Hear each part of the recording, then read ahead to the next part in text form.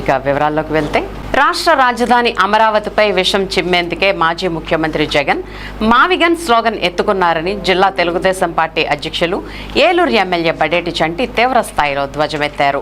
లోక్సభలో చట్టం చేసి దేశవ్యాప్తంగా ఉన్న అన్ని పార్టీలు రాష్ట్ర రాజధాని అమరావతి అంటూ ఏకగ్రీవంగా ఆమోదం తెలిపిన తర్వాత కూడా జగన్ తన కుట్రలకు ముగింపు పలకలేదని మండిపడ్డారు.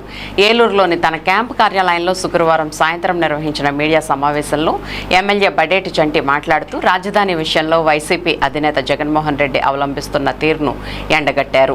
ముఖ్యమంత్రి చంద్రబాబు, ఉప ముఖ్యమంత్రి పవన్ కళ్యాణ్లు కేంద్రం నుండి నిధులు సమీకరించే బాధ్యతను ఒక పక్క సమర్థవంతంగా నిర్వహిస్తూ వస్తుంటే మరో పక్క రాష్ట్ర మంత్రి నారా లోకేష్ విదేశాల నుండి పెట్టుబడులు రాబట్టడాన్ని చూస్తున్న జగన్కు భయం పట్టుకుందని ఎద్దేవా చేశారు. దీంతో ప్రజలను తప్పుదోవ పట్టించేందుకు కొత్త ఎత్తులకు పథకరచన చేశారని, దాంట్లో భాగంగానే మచిలీపట్నం రాజధానిగా మావిగన్ అనే కొత్త డ్రామాకు దారితీశారంటూ ఆయన ఆగ్రహం వ్యక్తం చేశారు. ఇటీవల జగన్ విజయవాడ వెళ్లిన సమయంలో కూడా అక్కడ మాట్లాడుతూ విజయవాడే రాజధాని అని చెప్పడం దేనికి సంకేతమని ప్రశ్నించారు. ప్రాంతాల మధ్య విద్వేషాలు రెచ్చగొట్టి తన పబ్బం గడుపుకోవాలని చూసే నైజం కలిగిన జగన్మోహన్ రెడ్డి తాను అధికారంలో ఉన్నప్పుడు కూడా ఇదే మాదిరిగా 3 రాజధానులంటూ చెప్పుకొచ్చారే గాని ఎక్కడా ఒక్క ఇటుకు కూడా పేర్చలేకపోయారంటూ తీవ్ర స్థాయిలో మండిపడ్డారు.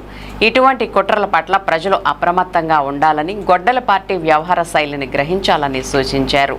గొడ్డలతో ప్రాంతాలను నరికే విష సంస్కృతికి స్వస్తి పలికేలా జగన్మోహన్ రెడ్డికి గట్టిగా బుద్ధి చెప్పాలని ఎమ్మెల్యే చంటి ప్రజలకు పిలుపునిచ్చారు.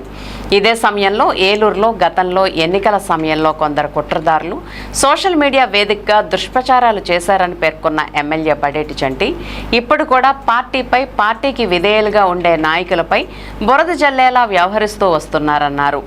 అయితే ఆ విషయంలో తానేమీ స్పందించబోనన్న పేర్కొన్న ఆయన పార్టీకి నష్టం చేకూర్చాలనుకునే అటువంటి ఎత్తుగడలను చిత్తు చేస్తామంటూ స్పష్టం చేశారు. మీడియా సమావేశంలో ఏపీ మాలల్ finance corporation director Dasari Anjaneyulu, AMC chairman Mamillapalli Parthasarathi, ఇడా chairman Peddaboina Sivaprasad, deputy mayor Kerri Srinivas, TDP నగర అధ్యక్షులు చోడే వెంకటరత్నం, కార్యదర్శి రెడ్డి నాగరాజు, పార్టీ నాయకులు ఆర్నేపల్లి తిరుపతి, బౌరోతు బాలాజీ, గోడవల్లి వాసు, లంకపల్లి మాణిక్యాలరావు, పైడి వెంకట్రావు, త్రిపర్ణ రాజేష్ తదితరులు పాల్గొన్నారు. ఈ విలేకరుల సమావేశం ఏదైతే జగన్మోహన్ రెడ్డి గారు అమరావతి మీద విష ప్రచారం చేస్తున్నారో దాని గురించి మరి ప్రజలందరికీ కూడా తెలియవలసిన అవసరం ఉంది కాబట్టి మీడియా ద్వారా ప్రజలందరికీ కూడా చెప్పడం జరుగుతుంది.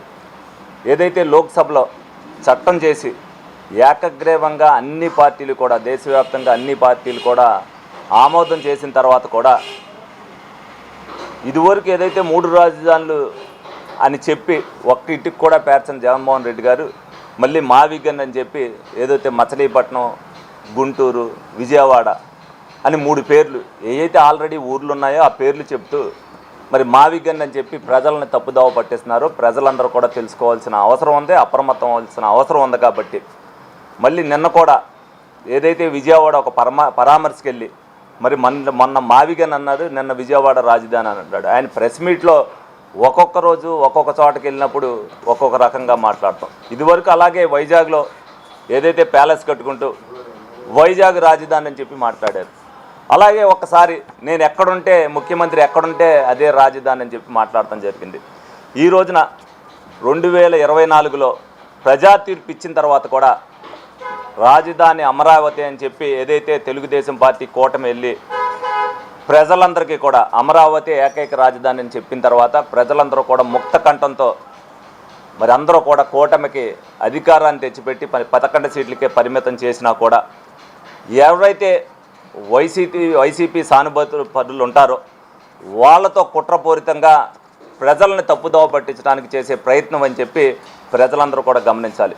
అదేవిధంగా ఏదైతే అమరావతికి చంద్రబాబు నాయుడు గారు, లోకేష్ గారు, పవన్ కళ్యాణ్ గారు ఒక మాట మీద వెళ్ళి కేంద్ర ప్రభుత్వం దగ్గర నిధులు కానీ, లోకేష్ గారు విదేశాలకు వెళ్ళి పెట్టుబడులు తీసుకురావడం కానీ చూసి ఇది అమరావతి అభివృద్ధి అనేది చాలా వేగవంతంగా జరుగుతుందని చెప్పి పెట్టుబడిదారులను ఏదో రకంగా భయపెట్టాలనే ఉద్దేశంతోనే మరి మావిగన్ అనే నినాదం తీసుకొచ్చారని చెప్పి అందరూ కూడా తెలుసుకోవాల్సిన అవసరం ఎంతైనా ఉంది.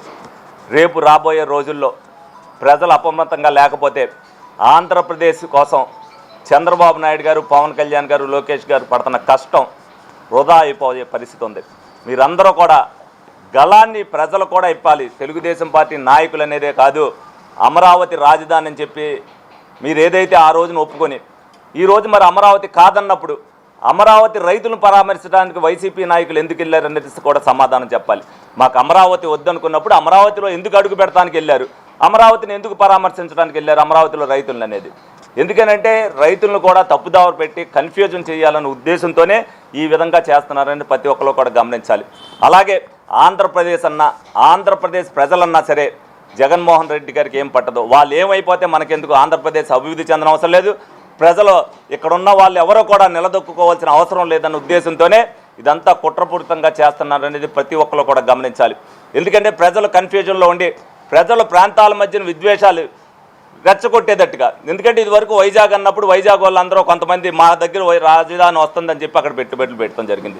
ఈ రోజున ఏదైతే మచిలీపట్నం అంటున్నారో ఆ మచిలీపట్నం దగ్గర ప్రజలందరినీ కూడా తప్పుదావ పట్టించడానికి మచిలీపట్నం రాజధాని అని చెప్పి ఆ ప్రాంతం వాళ్ళు అనుకోవాలనే ఉద్దేశంతో ఏదైతే చేస్తున్నారో దీన్ని అంతటినీ కూడా ప్రజలు గమనిస్తూనే ఉన్నారు.